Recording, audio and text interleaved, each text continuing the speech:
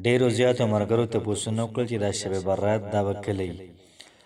یوه خبره شوله.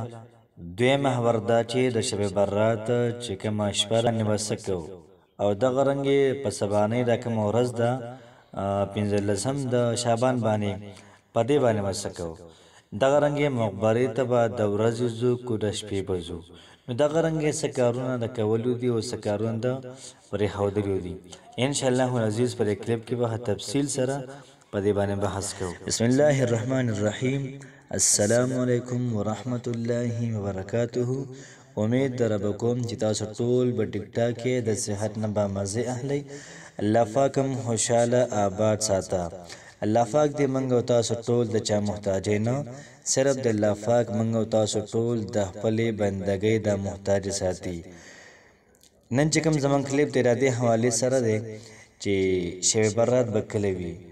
نو زه په دې بعضو خبرو باندې ډېر زیات خوشحالېږم چې زموږ ورونه داسې دي یا زموږ خویندې داسې دي، هغوی سره دومره فکر دی، د خپل د آخرت دومره غم سره دی، دومره سوچ سره دی، د دنیا سره سره د تعلیم سره سره هغوی د آخرت غم هم کوي او دا تپوسونه کوي چې شب برات دا به کله وي.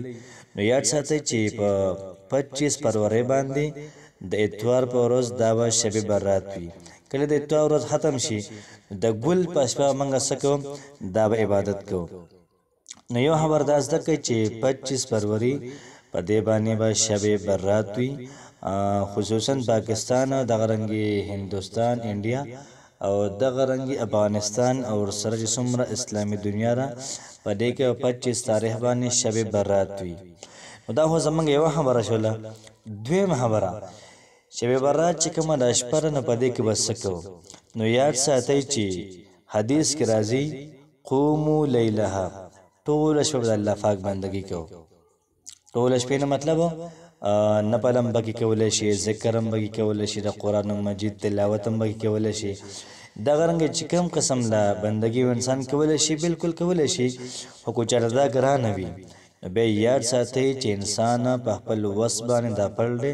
که ته 1 غنټه بندګي کولی شي، 2 غنټې کولی شي، 4 5 کولی شي، که ته 10 منټه کولی شي، هر څومره که ته کولی شي، نو بالکل د انسان خپل وس باندې پړ دی. دغه ډېر زیات دی. فرمایي چې کوم سړی د سهار لمونځ جمع سره وکړي یا ښځې په ټایم باندې لمونځ وکړي، دغه رنګې د ماسخوتن لمونځ جمع سره وکړي یا ښځې کور کې لمونځ په ټایم باندې وکړي، هغوی ته هم د جمع ثواب میلاویږي. نو څوک چې د سهار لمونځ جمع سره وکړي او د ماسخوتن یې وکړي، د ټولې شپې د بندګۍ ثواب ورته میلاویږي. نو دغه رنګې د شپې به دا موږ عبادت کوو. وصومو نهارها، او د ورځې به روژه نیسو. کومه چې 26 تاریخ ده یعنی 26 فروری، نو په دې باندې به دا روژه ونیسو. نو صومو نهارها، نو دغه رنګې د شپې به بندګي کوو، د ورځې به روژه ونیسو.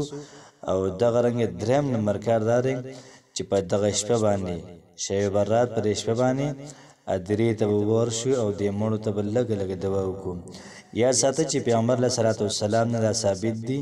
پیغمبر علیه صلات وسلام د شب برات په شپه باندې مدینې منوره کې چې کوم قبرستان دی، بقیع چې کوم مقبره ده، پیغمبر علیه صلات وسلام هلته کې تللی او د هغوی د مغفرت دپاره سوالونه کړي وو. دغه شانتې دا کارونه خو پکې کولی شو. او دغه رنګې هغه کارونه چې هغه پکې ګناه ده، هغه پکې اسراف دی. او فرمایي چې ولا تسرفو، تاسو اسراف مه کوئ، انه لا يحب المسرفین، الله پاک اسراف کوونکي دا نه خوښوي. نو بعض هلکه په دې شپې باندې دیګونه پخوي، په دې شپې باندې حلواګانې پخوي، دغه رنګه څوک یو څه کوي، څوک بل څه کوي، څوک ډزې مزه کوي. بالکل د اسراف نه دا منع راغلی ده. موږ به د شریعت په حدود احترام هم کوو او دغه رنګې بندګي به هم کوو او دغه رنګ د ورځې به روژه ونیسو. او په مقبره کې څومره خلک دفن دي، هغوی دپاره دعا به مو وکړو د شریعت په حدودو کې. الله پاک هم خوشحاله آباد ساته. السلام علیکم ورحمت الله وبرکاته.